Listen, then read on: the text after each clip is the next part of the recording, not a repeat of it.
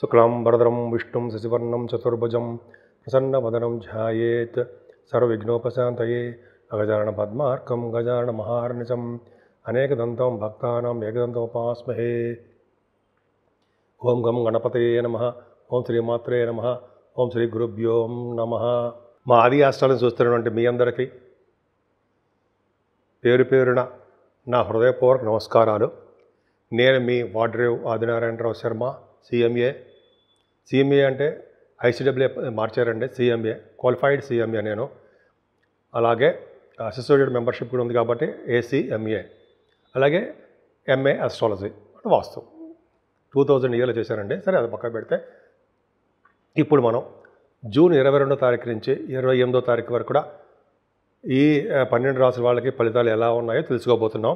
ముందుగా దానికంటే ముందర మీరు జాతకాలు చూపించుకోదలుచుకుంటే ప్రతిసారి చెప్పినట్టుగానే date of birth, time of birth, place of birth ఉండాలండి. అంతేకాకుండా జాతకాలే కాదు, అనేక రకాల ముహూర్తాలు కూడా, మంచి మంచి ముహూర్తాలు కూడా పెడతాం మనం. వివాహ శుభకార్యాల ముహూర్తాలు కూడా నేనే పెడుతుంటానండి. మీకు ఏమాత్రం అవకాశం ఉన్నా మీరు మా అది ఆస్ట్రాలజీని కన్సల్ట్ చేయవచ్చు. అంతేకాకుండా నేను చెప్పినవన్నీ మీకు నచ్చే ఉంటుంది అనుకుంటాను.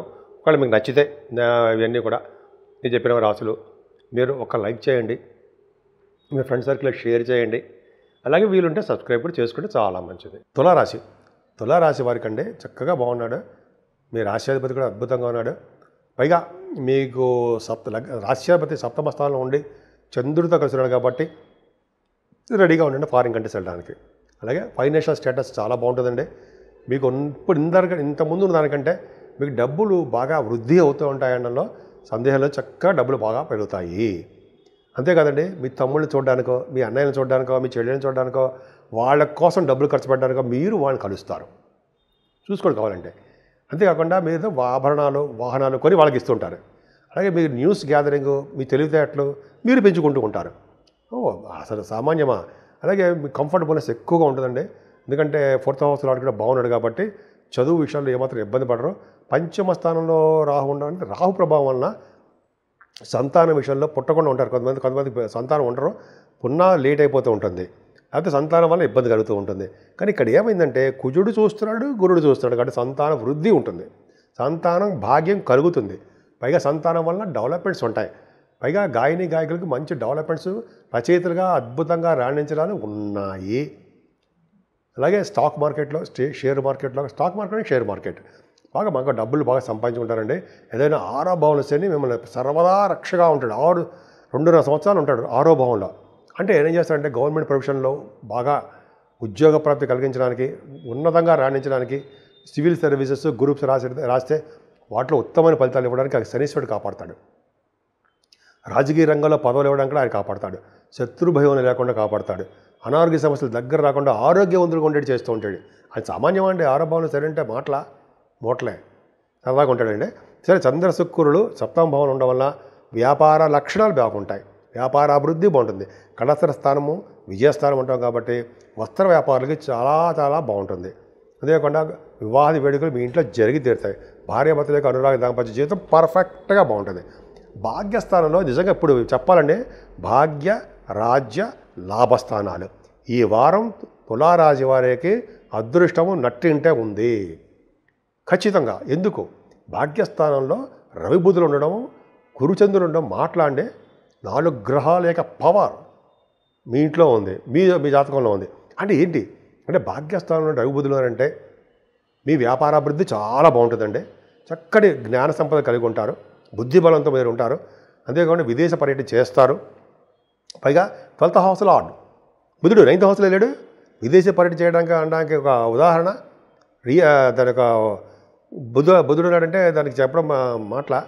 రవి బుధుడు భాగ్యంలో ఉన్నారంటే ఇంకా చెప్పాలంటే శాస్త్రవేత్తలకి, డాక్టర్స్కి, ఆగమశాస్త్ర కోవిదులకి, సైంటిస్టులకి, అలాగే మీరు జాతకాలు ఉన్నారు కదా ఎస్ట్రాలజర్స్, వాళ్ళకి అద్భుతమైన ఫలితాలు ఉంటాయండి. గురుడు కూడా ఉన్నాడు కాబట్టి అడ్వకేట్స్కి చాలా బాగుంది. చంద్రుడు 25 గజకేసరి యోగం అంటే భాగ్యస్థానం నిండుగా ఉంటుందండి. మీరు కనుక బిజినెస్లో బాగా రాణిస్తారు, మీరు బిజినెస్ చేస్తే బాగా రాణిస్తారు. ముఖ్యంగా ఫైనాన్స్ రంగంలోనూ, రియల్ ఎస్టేట్ రంగంలోనూ, బ్యాంకింగ్ రంగంలోనూ, ఎడ్యుకేషన్ సంస్థల్లోనూ నేను చెప్పింది కరెక్ట్గా జరిగి తీరుతుంది చూసుకోండి. కాబట్టి ఎందుకంటే భాగ్యస్థానం సామాన్యంగా ఏం లేదు, బ్రహ్మాండంగా ఉంది. పైగా అలా చెప్పుకుంటే లేకపోతే చాలా ఉంటుందండి. 10th house lord in 10th house. ఇది చూడండి, మీ రాశి చరరాశి, మీ రాశ్యాధిపతి చరరాశిలో ఉన్నాడు, 10th హౌస్ లార్డ్ చరరాశిలో ఉన్నాడు, 10th హౌస్ చరరాశి. విదేశీ పర్యటన ఖచ్చితంగా జరుగుతుంది. అది లా అంటే లా అంటే ఏంటంటే అది రూల్ అండి, దానికి చెప్తున్నాను అంతే, నాదేం కదా, భగవంతుడు ఇచ్చిన వరం దాని మన శాస్త్రంలో చెప్పడం.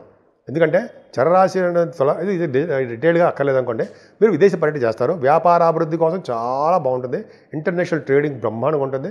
బుధచంద్రుడు కాబట్టి మీరు ఏ ఉద్యోగం చేసినా ఆ ఉద్యోగంలో ఖచ్చితంగా బాగుంటుంది. అందుకని విష్ణు ఆరాధన చేసుకోండి, అద్భుతమైన ఫలితాలు కలుగుతాయి. అన్నిటికంటే టాప్ ఏంటి తెలుసా అండి, కుజుడు. ఇంతకాలం మేము చాలా ఇబ్బంది పెట్టాడండి, ఒక 40 రోజుల నుంచి అనుకుంటా. కానీ కుజుడు లాభస్థానంలో కేతువుతో కలిసి ఉండే అగ్నితత్వ రాశిలో సింహరాశిలో ఉన్నాడంటే మాటల అమ్మో, ద్వితీయ సప్తమాధిపతులు లాభంలో ఉన్నాడంటే రియల్ ఎస్టేట్ రంగంలో వాళ్ళకి ఇంకా ఆఖరం డబ్బులు వర్షంలో కురుస్తుండడంలో సందేహం లేదు. వాళ్ళ జాతకాలు ఇచ్చి ఆధారపడి ఉంటుంది. ఈ గోచారం మాత్రం ఖచ్చితంగా వాళ్ళకి కలిసి వస్తుంది అని చెప్పచ్చు. ఇంతకాలం కలిసి రాలా. అందుకని మీ భూముల వలన, వాహనాల వలన, అలాగే మీరు ఏం చేసిన ఆ వ్యాపారాల వలన బ్రహ్మాండంగా మీకు బాగా సిద్ధిస్తుంది. కుజుడు చూడండి ఎంత అద్భుతంగా ఉన్నాడో మీకు. 2nd హౌస్ లార్డ్, సప్తమాధిపతి అంటే వ్యాపార కారకుడుగా, తర్వాత లాభస్థానం మీ భార్యాభర్తలుగా బ్రహ్మాండంగా ఉంటారండి. ఒకళ్ళ వల్ల ఒకళ్ళు అదృష్టం కలిగి తీరుతుంది. ఎంత బాగుందండి. రాహుకేతుల మధ్యలోనే ప్లానెట్ ప్రొజిషన్ ఉండిపోవడం వల్ల అమ్మవారికి ఇటు వినాయకుడికి పూజ చేసుకోవడం వల్ల అద్భుతమైన ఫలితాలు కలిగి తీరుతాయి మీకు. 12 రాశుల వారికి అంటే మేషం నుంచి మీనరాశుల వరకు కూడా చెప్పదగ్గ పరిహారాలు అంటాం కదండి, రెమెడీస్ అంటాం, రెమెడీస్ అనే పరిహారాలు అంటాం. ఏంటి ఏంటి ఏంటి ఏమీ లేదండి. చక్కగా మీకు రాహుకేతుల మధ్యలో అన్ని గ్రహాలు చక్కగా అంటే మీరు పూజ చేసుకోవడానికి అనమాట. రాహుకేతుల మధ్యలో అన్ని గ్రహాలు బంధించబడి ఉన్నాయి. దీన్నే సవ్యకాల సర్పదోషము అంటాం. అందుకనే కాళహస్తిలో కనుక అమ్మవారి దర్శనం చేసుకోవడం ఒకటి, రాహుకి కేతువుకి అక్కడ పూజలు చేస్తారండి, అద్భుతంగా పూజలు చేస్తారు. నేను అక్కడికి వెళ్ళిన తర్వాత ఐశ్వర్య పాస్ అయ్యా. అంటే అది వేరే విషయం అనుకోండి. అక్కడికి వెళ్ళి చేసిన తర్వాత ఆ పూజలు చేయించుకోవడం తర్వాత అద్భుతమైన ఫలితాలు ఉంటాయండి. ఈ ఫలితాలు అద్భుతంగా ఉంటాయి. ఇంకా చెప్పాలంటే రాహు కేతువులకి అమ్మవారి యొక్క ప్రభావం కూడా ఎక్కువ ఉంటుంది. అందుకనే మీరు కనుక అక్కడికి వెళ్ళాం, మనం కాళహస్తి వెళ్ళాం, మన ఊళ్ళోనే చేసుకుందాం. అమ్మవారి కుంకుమ పూజ కానీ, అభిషేకాలు కానీ, మంగళవారం రాహుకాలంలో పూజలు అంటారు సరే, డబ్బులు కట్టడం కానీ అలా చేయించుకోవడం వల్ల రాహుకాలం వల్ల రాహువుల వచ్చే దోషాలు పరిహారం అవుతాయండి. సర్పదోషం తగ్గుతుంది. అంతేకాకుండా చండీ హోమాలు కూడా చేయించుకుంటూ ఉంటాం మనం చాలా మటుకు. చండీ హోమాలు చేయించుకోవడం వల్ల రాహు కంట్రోల్లోకి వచ్చేస్తాడు అన్ని రాశుల వారికి.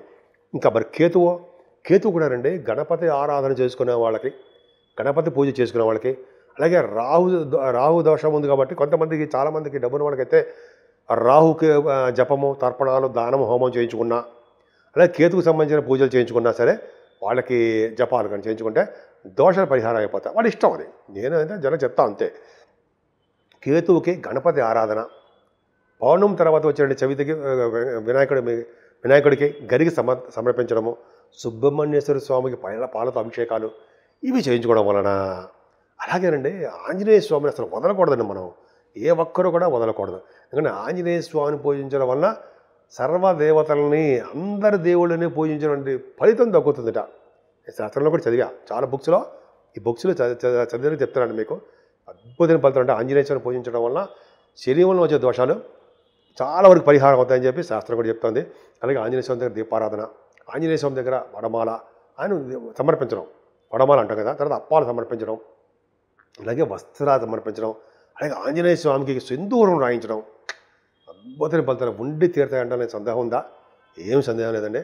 అలాగే అన్ని రకాలుగా భగవంతుని ధ్యానించడం వలన, శివాభిషేకాలు, విష్ణు ఆరాధన ఎప్పటికీ మర్చిపోకూడదండి. మనం శివుడి యొక్క ఆరాధన చేసుకోవడం వల్ల అంటే చేతులు ఉండగా శివ పూజలు చేయనేలా, నోరు ఉండగా అంటే హరినామ సంకీర్తన చేయనేలా అని మనం ఇక్కడ చదువుకుంటూ ఉంటాం కదా.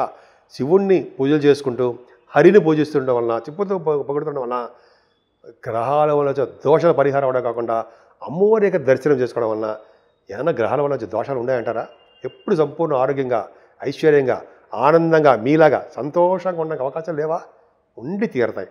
సో ఈ విధంగా అన్ని రాసుల వాళ్ళకి అద్భుతంగా ఉండాలని, ప్రతి రంగంలోనూ మీరు ముందంజలో ఉండాలని, అన్ని పనులు మీకు అన్ని మంచి పనులు ముందు మీ దగ్గరికి రావాలని, సంపూర్ణ ఆరోగ్యవంతులుగా ఉండాలని నేను మనస్ఫూర్తి కోరుకుంటున్నాను.